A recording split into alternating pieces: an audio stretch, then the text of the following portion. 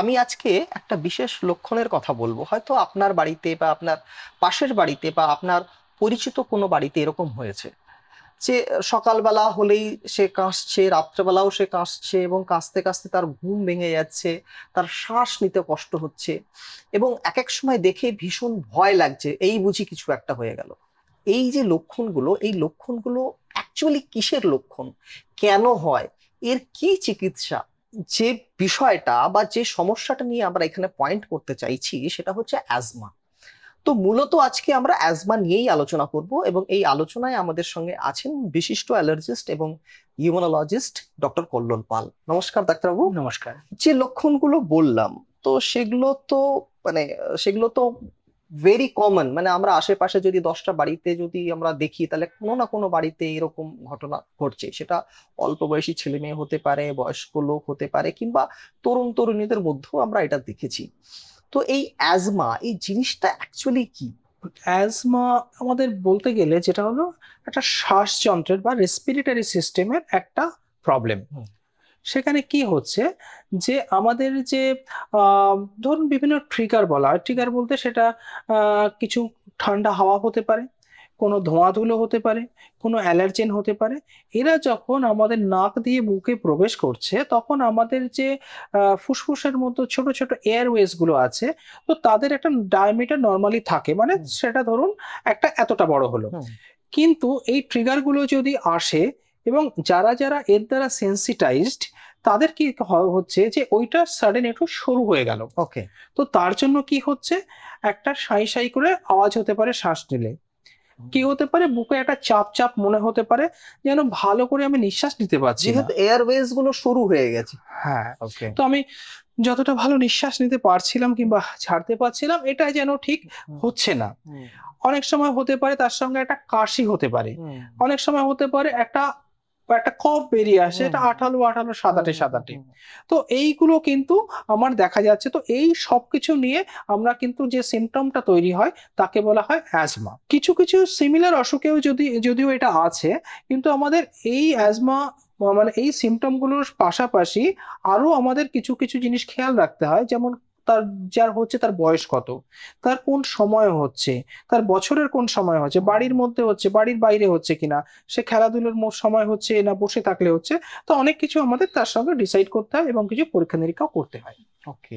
তো এই যে অ্যাজমার কথা যেটা হচ্ছে, যে এয়ারওয়েজ গুলো শুরু হয়ে যাচ্ছে, শ্বাস নিতে কষ্ট হচ্ছে, বা এটা একটা ফুসফুসেরই একটা রোগ মানে বলা যেতে হুম। পারে। তো এটা হওয়ার মূলে কারণটা কি অ্যাকচুয়ালি? অ্যাজমা অনেকগুলো ধরনের হয়। কিছু অ্যাজমা আছে যেটা মেইন হয় আর কি, সেটা অ্যালার্জি রিলেটেড। আচ্ছা, মানে অ্যালার্জি থেকে হতে পারে। অ্যালার্জি থেকে হতে ওকে। পারে। অ্যালার্জি থেকে হচ্ছে আলটিমেটলি যে ম্যানিফেস্টেশন বা লক্ষণগুলো একই রকম থাকে। কিছু নন অ্যালার্জিক। আচ্ছা। প্রথমে আসি আমি নন অ্যালার্জিক। হুম। নন অ্যালার্জিক কোথায় হচ্ছে, একটা আছে যে আমাদের পলিউশন বাড়ছে। হুম। তো এই যে ধরুন sulphur die oxide, hydrogen sulphide, যে আদার যে পলিউট্যান্ট এয়ার গুলো আছে, কিংবা ডিজেল বার্ন হচ্ছে, এরা যখন আমাদের ফুসফুসের মধ্যে আসছে, কিংবা কোনো ইন্ডাস্ট্রির মধ্যে সেখানে কোনো কেমিক্যালস এর কাজ হয়, সেখানে যারা কাজ করছেন, তো সেই যে পলিউট্যান্ট গুলো যখন আসছে তার কিন্তু ফুসফুসের মধ্যে কিছু ক্ষতি করছে। তো এর জন্য একটি অ্যাজমা হয়, তাকে বলা হয় অকুপেশনাল অ্যাজমা। ওকে। 2 নম্বর হলো, মহিলাদের মধ্যে দেখা যায় একটা অ্যাজমার প্রবণতা বেশি আছে, হুম। সেটা ফিমেল রিলেটেড, তাদের কিছু হরমোনাল চেঞ্জ এগুলো হুম। থাকে। হুম।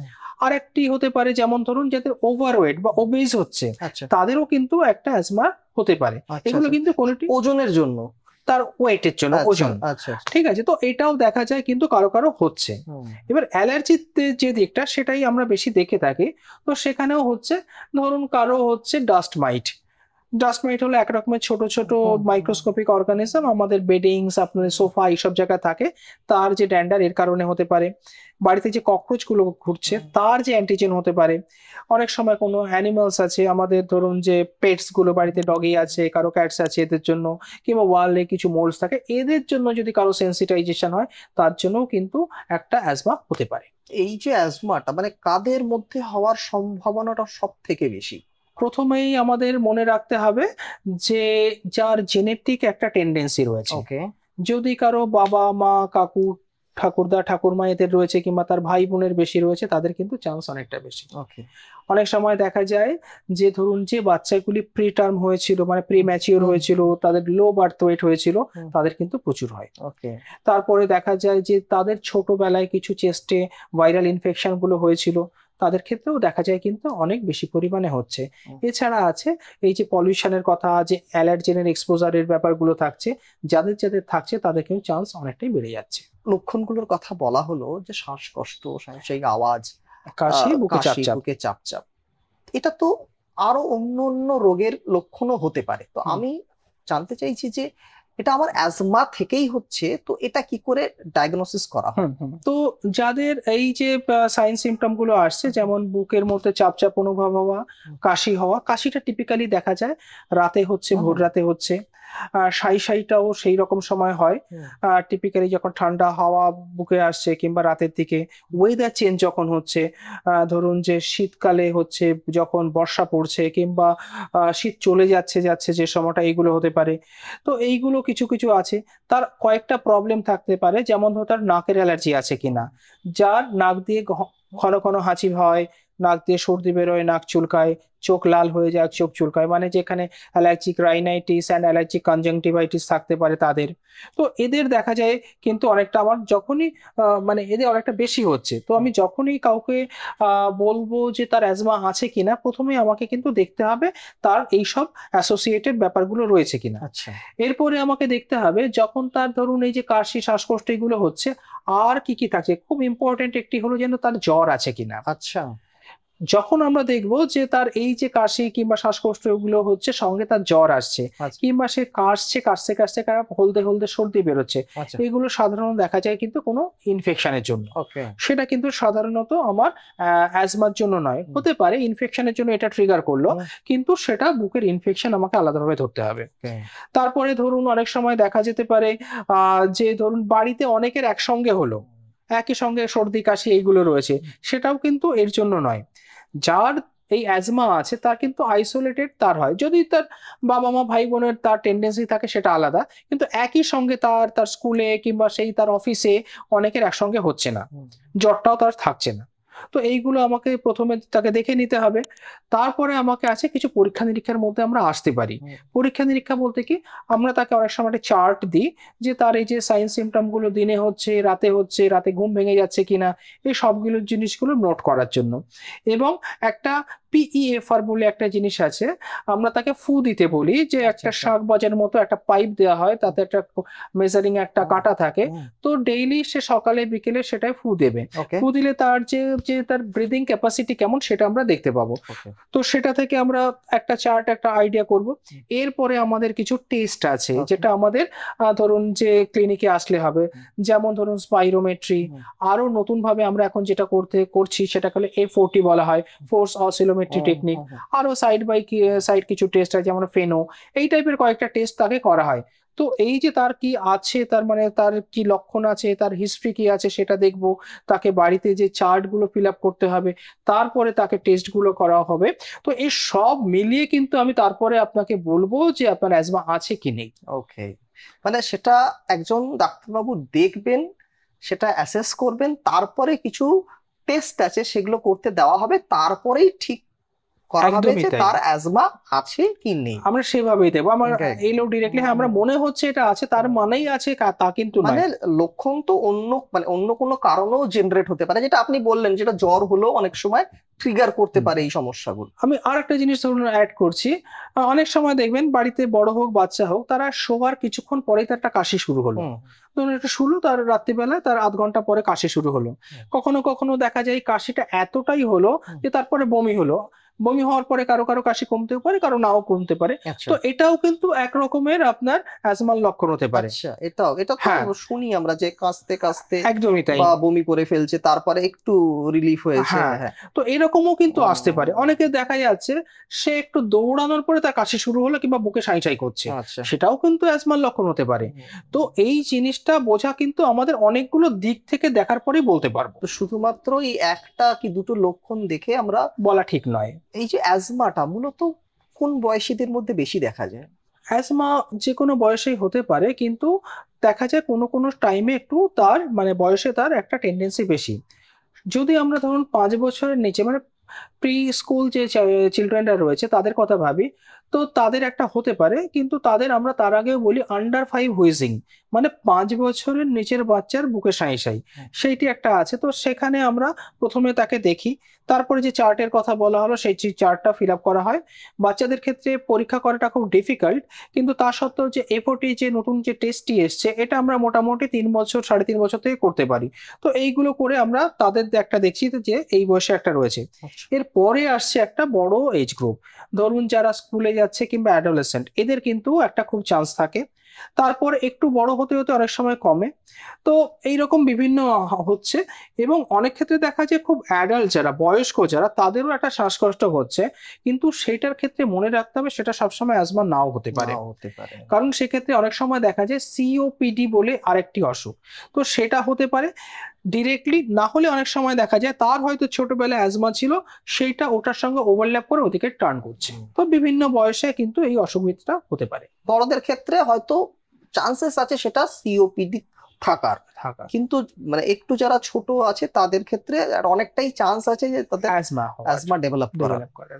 কারণ বুঝলাম, মানে কি কি লক্ষণ জানলাম, কোন বয়সে হয় সেটা জানলাম। এবার একটু জানতে চাইবো যে তাহলে এর চিকিৎসাটা কিভাবে হবে। দেখুন, স্ট্রেট ফরওয়ার্ড যদি আমাদের চিকিৎসা বলতে হয়, ফার্স্টে প্রিভেনশন। ওকে। আমাকে দেখতে হবে তার কোন কোন ট্রিগারের জন্য হচ্ছে, আচ্ছা, কি কি কারণে তার অ্যাজমাটা অ্যারাইজ করছে, ট্রিগার্ড হচ্ছে। আচ্ছা, ঠিক আছে। তো কি হতে পারে, যেমন কারো যদি কোল্ড এয়ারে হয় তাকে কিন্তু মাস্ক পরানো যেতে পারে, যাতে ঠান্ডা হাওয়াটা, কারো এসিতে কিংবা শীতকালে খুব ঠান্ডা হাওয়া হচ্ছে, বিশেষ করে দেখা গেছে ওয়েদার চেঞ্জের সঙ্গে এটা কিন্তু হ্যাঁ মানে অনেকের এটাও দেখা যায়। হ্যাঁ, অনেকের এটাও দেখা যায় যে যখন সে হাহা করে হাসছে কিংবা খুব জোরে কাঁদছে, অনেকটা এয়ার একসঙ্গে নিচে, তার কিন্তু এটা হতে পারে। তো আচ্ছা, তো তার ক্ষেত্রে আমাকে সেটাকে একটু কন্ট্রোল করতে হবে। তারপরে ধরুন যে কারো যদি ডাস্ট মাইট কিংবা ককরোচের জন্য প্রবলেম হয়েছে, তো আমরা তার টেস্ট করে দেখবো তার তার সেন্সিটাইজেশন রয়েছে কিনা। তো সেগুলো থাকলে সেগুলোর যে আলাদা আলাদা ভাবে দূরে রাখতে বলা হয় সেগুলো করা যেতে পারে। তো প্রিভেনশন হলো এইগুলো। এরপরে আসছে আমাদের মেইন স্টে অফ থেরাপি, যেটা হলো আমাদের ইনহেলার। এখন কিন্তু এটা সব জায়গায় খুব ভালোভাবে অ্যাভেলেবিলিটি তার রয়েছে, এবং এটার খরচও কিন্তু অনেকটা কমে গেছে। তো আমাদের সেগুলোতে বিভিন্ন রকম তার ক্যাটাগরি আছে, মলিকুলস আছে, তার ভ্যারাইটি আছে, তো তার জন্য কোনটা সুইটেবল আমরা সেইভাবে সেগুলো দেব। এবার তারপরে আমাদের এখন আরো যে নেক্সট স্টেপ গুলো আছে, তাদের ধরুন যে নর্মাল কিছু মানে রেগুলার ভ্যাকসিনেশন, যেমন ধরুন ইনফ্লুয়েঞ্জা ভ্যাকসিন কিংবা নিউমোকক্কাল ভ্যাকসিন, এগুলো দিয়ে তাকে সেই সেই ইনফেকশন থেকে দূরে রাখবো। এবং মোস্ট ইম্পর্টেন্টলি এখন কিছু নতুন থেরাপি আছে, যেমন ধরুন কিছু বায়োলজিক্স আছে, তারপরে কিছু ইমিউনোথেরাপি আছে। তো সেইগুলো আমরা যদি করতে পারি, দেখা যাবে কিন্তু এই অসুখ থেকে তিনি অনেকটাই ভালো থাকছেন। কিংবা আরো একটা ইম্পর্টেন্ট জিনিস, যে অ্যাজমা থেকে সিওপিডি তে যে টার্ন করা, সেটা কিন্তু আমরা আটকাতে পারি। আচ্ছা, ধরুন আমরা দেখতে পাচ্ছি যে আমার ছেলে মেয়ে বা আমার নিকট আত্মীয়র এরকম একটা সমস্যা আছে, তো আমরা এটাকে ঠিক ততটা গুরুত্ব দিচ্ছি না, বা আমার আছে এই সমস্যাটা আমি জানছি কিন্তু আমি ডাক্তারের কাছে পৌঁছচ্ছি না, আমার কতখানি সমস্যা হতে পারে। এটা গোটা ভারতবর্ষে কিন্তু একটা বড় রকম সমস্যা। ওকে।